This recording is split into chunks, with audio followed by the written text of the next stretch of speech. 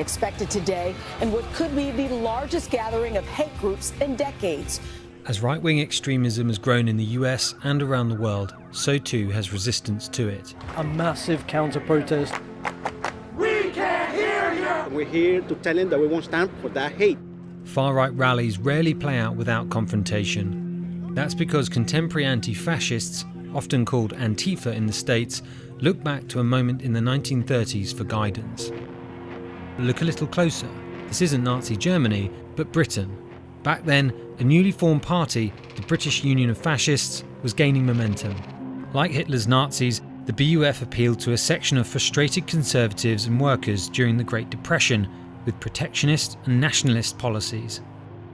But before they were able to grow into a significant political force, they lost a vital contest: the Battle of Cable Street.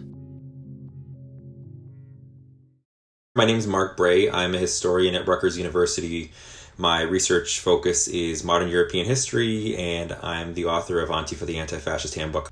So fascism is, among other things, it is a kind of reaction against the perception that traditional values or ideals or pillars of society or of gender or of the race or the nation are under threat. And they use this kind of rhetoric to create this masculine, virile, as they see it, form of violent politics and regrow the nation or the race. We need a new movement, a modern movement of youth, of energy, of manhood. And so in the 20s, Mussolini takes power. 1933, Hitler takes power. Initially, the left views fascism to a large extent as a rebranding of traditional conservative politics, and it takes a while to see fascism and Nazism as new existential threats, not only against the left, but against much of society. In 1936, the British Union of Fascists planned a march through the East End of London, which was made up of a largely immigrant and Jewish population at the time. Passing the Tower of London, 5,000 fascists rally to their mobilization for the much-advertised march through the East End. And Sir Oswald Mosley, black shirt leader, arrives at Royal Mint Street to inspect his followers. Sources vary, but at least 100,000 anti-fascist and counter-protesters show up to prevent the march from even happening. In Stepney, thousands of East Enders prepare to resist the invasion, barricading the path the fascists will take. 6,000 police are already concentrated in the area. Others are rushed to reinforce them. Communists, Labourites and Jews jam the fascist route.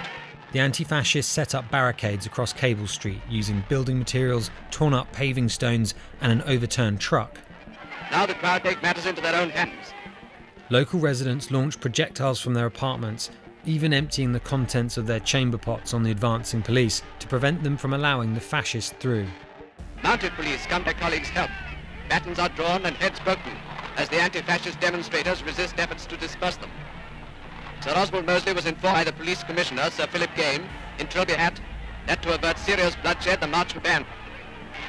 Altogether, 84 rioters are taken into custody. Inspired by the Spanish Civil War's anti-fascist forces, the protesters chanted the slogan, "No pasarán," they shall not pass.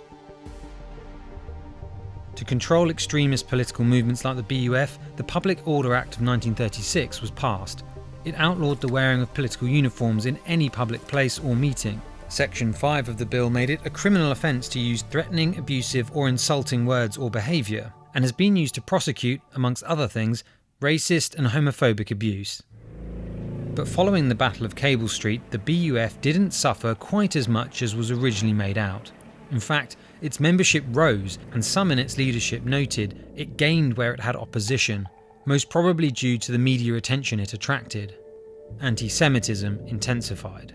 Presumably the plan was to play the victim and to try to appeal to broader society and say, woe are we the fascists because these rowdy anti-fascists won't let us carry out our quote-unquote peaceful march. The self-defense of those who are under attack is used by fascists as evidence of their inhumanity, of their kind of indecency, of their violent nature.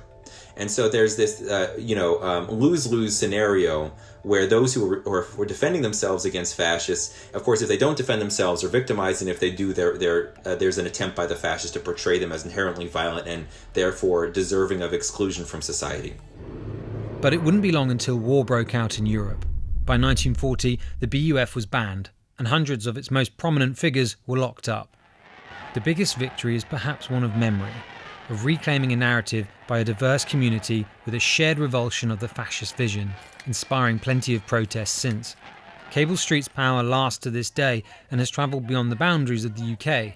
Its name even claimed for a podcast that deals with today's battle against the far right. Its circumstances resonate with anti-fascist resistance in parliamentary or representational democratic societies. It's different to think about resistance once there's a fascist regime in power, but this is what do we do when a small or medium-sized fascist party is on the ascent? Well, the Battle of Cable Street is one kind of dynamic example that is comparable in some ways to Charlottesville in 2017 when the Unite the Right rally was stopped by anti-fascists and anti-racists. White nationalists carrying tiki torches. More than 1,000 counter-protesters met them in the streets. Socialists may argue with communists, with anarchists, with trade unionists, what have you, but to sort of put those stories aside and create a kind of counter-story, a counter-narrative of unity in resistance to fascism, of historical storytelling about how our ancestors or ideological ancestors stood up to this kind of threat, or maybe should have stood up to it more. The Antifa movement of today disrupts far-right events and speakers and uses a variety of tactics. Many conservatives here say that Antifa, and not the far right, is the real danger. It's often criticised for the use of violence, with President Donald Trump even threatening to designate it a terrorist organisation. Legal experts contend that not only is this unconstitutional, but it's extremely unlikely, seeing as Antifa doesn't really exist as a distinct entity. I think at the heart of the issue is the fact that anti-fascism is an illiberal politics that refuses to have faith in the power of open discourse to get it right politically. Anti-fascists argue that we can't, and that in the kind of rare and exceptional circumstances that constitute white supremacist or fascist organizing, that shutting it down is really in the interest of promoting a society where everyone feels the ability to share their ideas and their perspectives openly. The lesson that fascist regimes come to power often legally, as was the case in Italy or Germany. And so for that reason, anti-fascists have skepticism about trusting in the parliament or the police or the courts to stop the rise of the far right, and insist upon a kind of broader community opposition from the ground up, as was evident in Cable Street.